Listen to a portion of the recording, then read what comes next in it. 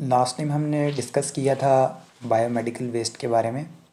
तो सबसे पहले हमने बायोमेडिकल वेस्ट क्या होता है, देन उसकी टाइप के बारे में डिस्कस किया। देन उसके बाद वेस्ट डिस्पोजल के बारे में डिस्कस किया, उसकी जो मतलब वेस्ट डिस्पोजल की टेक्निक्स वगैरह होती हैं तो उनके बारे में डिस्कस किया, insertion and non insertional. And then thermal के बारे में हमने डिस्कस किया। तो जैसे बायोमेडिकल वेस्ट है वैसे ही इलेक्ट्रॉनिक वेस्ट है। इसकी हमने मतलब डिपोजिशन कैसे करनी है।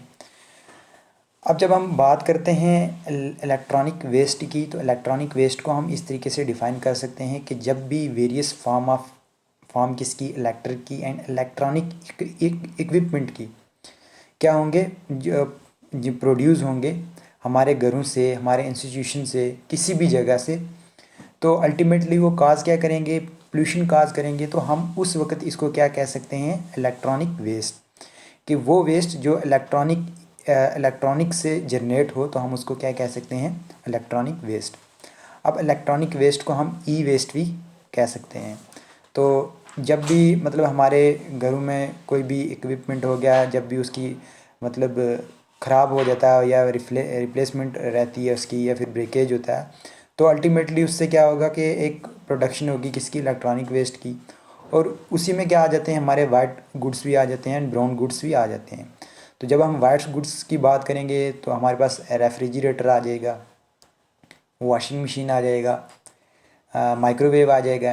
एंड जब हम ब्राउन गुड्स की बात करेंगे तो हमारे पास टेलीविज़न आ जाएगा, रेडियो कंप्यूटर आ जाएगा एंड सेलफोन आ जाएगा। तो ये सारे के सारे मतलब ये काज क्या करते हैं, इलेक्ट्रॉनिक वेस्ट काज करते हैं, इलेक्ट्रॉनिक वेस्ट जनरेट करते हैं। देन उसके बाद अब जब हम इनकी जनरेशन होगी तो हम क्या अल्टीमेटली क्या मतलब इनको या तो फेंक देंगे। अगर हमने बाहर फेंक दिया तो हमने या तो हम किसी स्ट्रीम वगैरह में फेंक देंगे, तो अल्टीमेटली वहाँ पे जो एक्वेटिक लाइफ होगी उन पे एडवर्स इफ़ेक्ट हो सकता है। तो ये माना गया है कि मतलब जो ज़्यादा से ज़्यादा जो इलेक्ट्रॉनिक इक्विपमेंट मिल रहे हैं वो हमें स्ट्रीम से मिल रहे हैं, और यही क्या काज कर रहे हैं, टॉक्सिसिटी काज कर रहे हैं। क्योंकि जब भी हम इनकी मैन्युफैक्चरिंग करते हैं तो हमें हमें ज़रूरत क्या होती है, केमिकल्स की ज़रूरत होती है, इलेक्ट्रॉनिक्स की ज़रूरत होती है, एंड लिक्विड की ज़रूरत होती है, एसिड की ज़रूरत होती है। तो इन चीज़ों को बनाने के लिए ये चीज़ें ज़रूरी होती हैं।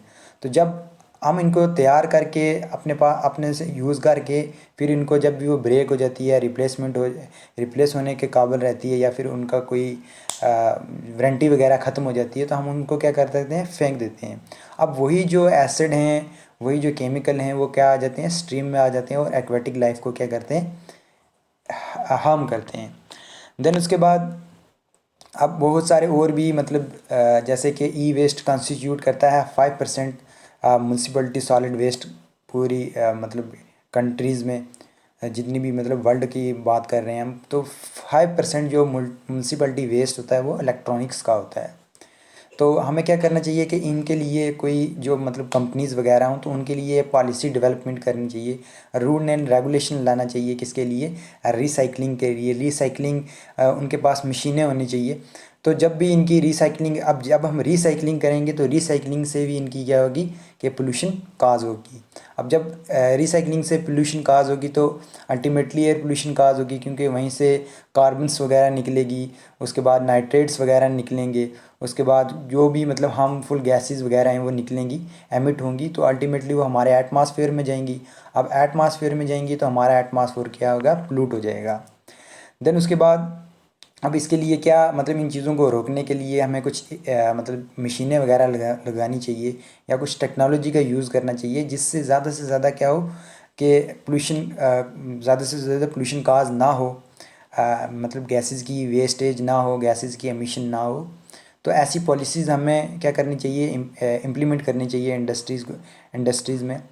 देन उसके बाद इनका जो इफ़ेक्ट होता है वो ह्यूमन पे कैसा होता है। देन उसके बाद हम डिस्कस करेंगे कि इम्पैक्ट जो इन्वायरमेंट पे होता है वो कैसा होता है। तो जब हम ह्यूमन इम्पैक्ट की बात करेंगे तो ह्यूमन इम्पैक्ट में जो डेवलपिंग कंट्रीज़ हैं, जैसे चाइना हो गया, इंडिया हो गया, तो ये क्या रहती हैं कि इनमें एपिडेमियोलॉजिकली या क्लिनिकली एविडेंसेस मिले हैं। और ये जो मतलब एपिडेमियोलॉजी और क्लिनिकल एविडेंसेस किसके लिए मिले, मतलब ई वेस्ट के लिए मिले। जब भी हम ई वेस्ट की मतलब क्या करते हैं कि फेंक देते हैं या अपने घर में रख लेते हैं तो या उनको जलाते हैं, तो उनकी वजह से जो पोल्यूशन काज हुई और वही पोल्यूशन बाद में हमें डिजीज़ काज करेगी। तो उनसे ये पता चला है कि ये जो डिज़ीज़ हैं, एपिडेमियोलॉजिकल डिज़ीज़ हैं या क्लिनिकल एविडेंसेस हैं, ये किसके बेसिस पे मिले हैं, ई वेस्ट के बेसिस पे मिले हैं। देन उसके बाद जब भी हम मतलब हम ट्रेडिशनली देखते हैं कि जब भी कोई चीज़ ख़राब हो जाती है तो हम क्या कर देते हैं, उसको बैकयार्ड में जला देते हैं या बैकयार्ड ऑपरेट करते हैं या उनको क्या करते हैं कि बिल्कुल ख़त्म कर देते हैं। लेकिन उनसे भी क्या होगी कि जब हम उनको जलाएंगे तो उनसे भी क्या होगी, टॉक्सिक गैसेस, टॉक्सिक सब्सटेंसेस की क्या होगी, एमिशन होगी, जो हमारे रिस्पायरेटरी सिस्टम को क्या कर सकती है, इन्फेक्ट कर सकती है, का डिज़ीज़ काज कर सकती है उनमें। देन उसके बाद अब इनके लिए क्या होना चाहिए कि अगर कोई भी बंदा इन चीज़ों को मतलब ई वेस्ट को रख रहा है तो उसके पास एक टेक्नोलॉजी होनी चाहिए, रिसाइकलिंग प्रोसेस होना चाहिए, जिससे ज़्यादा से ज़्यादा क्या हो कि एमिशन कम हो। वेंटिलेशन फैंस का इस्तेमाल करना चाहिए, मास्क पहनना चाहिए जब वो जला रहा हो। मीन्स जितने भी सेफ्टी इक्विपमेंट हैं उनको क्या करना चाहिए, वेयरिंग करनी चाहिए उनकी।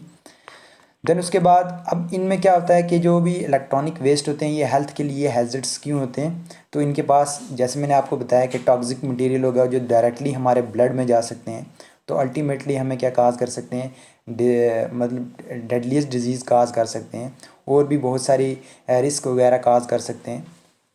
देन उसके बाद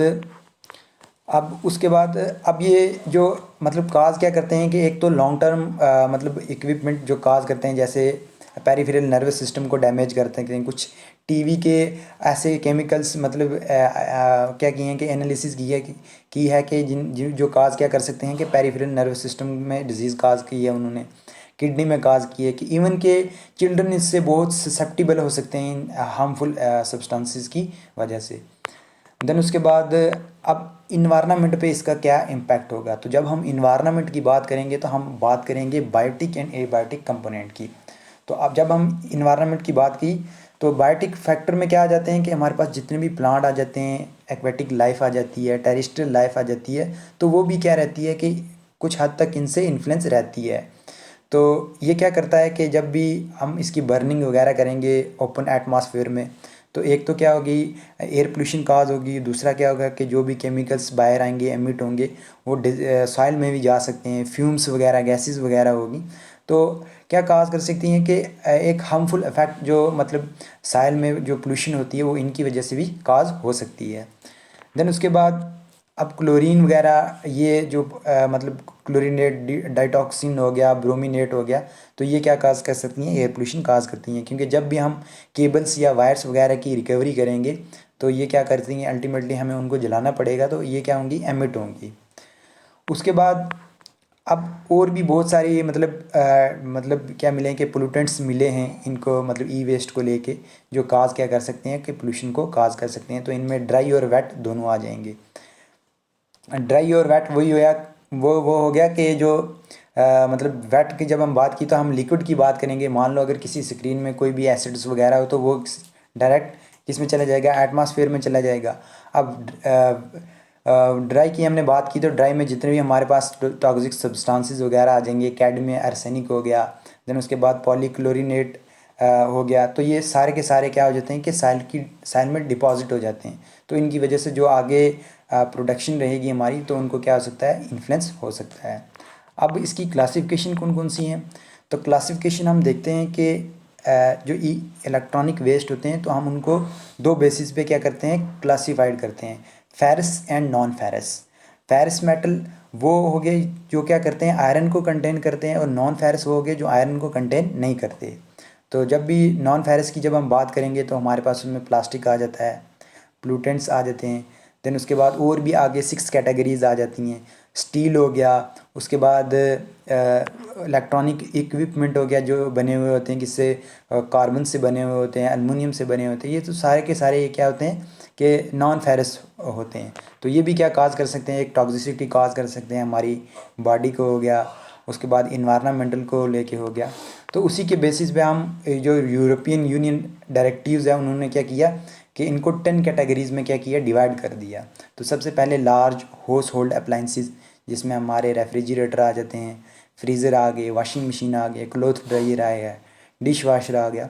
तो जितने भी एसी वगैरह हो गए, माइक्रोवेव, इलेक्ट्रिक वैन, तो सारे के सारे एसी लार्ज होस्ट अप्लाइंसेस में आ जाते हैं। देन जो सेकंड है वो है स्मॉल होस्ट होल्ड अप्लाइंसेस। तो इसमें वैक्यूम क्लीनर, कॉफ़ी मशीन, तो सारे के सारे जो जो टूथ ब्रश, शेविंग मशीन, तो ये सारे के सारे इसी में आ जाते हैं। देन उसके बाद आईटी इक्विपमेंट या टेलीकम्युनिकेशन इक्विपमेंट, तो इसमें क्या आ जाते हैं कि मिनी कंप्यूटर आ जाते हैं, मेन फ्रेम आ जाते हैं, सेल फ़ोन वगैरह, बैटरीज वगैरह आ जाती हैं लैपटॉप की। देन उसके बाद कंज्यूमर इक्विपमेंट, इसमें टीवी हो गया, वीडियो कैमराज हो गए, स्टीरियो रिकॉर्डर हो गया, तो ये सारे के सारे म्यूज़िकल इंस्ट्रूमेंट इसी में आ जाते हैं। लाइट इक्विपमेंट हो गया, लैंप वगैरह हो गए हमारे पास, बल्ब वगैरह, तो ये सारे के सारे लाइट इक्विपमेंट में आ जाएंगे। देन उसके बाद इलेक्ट्रॉनिक एंड इलेक्ट्रॉनिक टूल्स, तो इसमें drilling machine, shaving machine and grinding machine, mining machine, तो सारी की सारी इसमें इलेक्ट्रॉनिक में आ जाती हैं।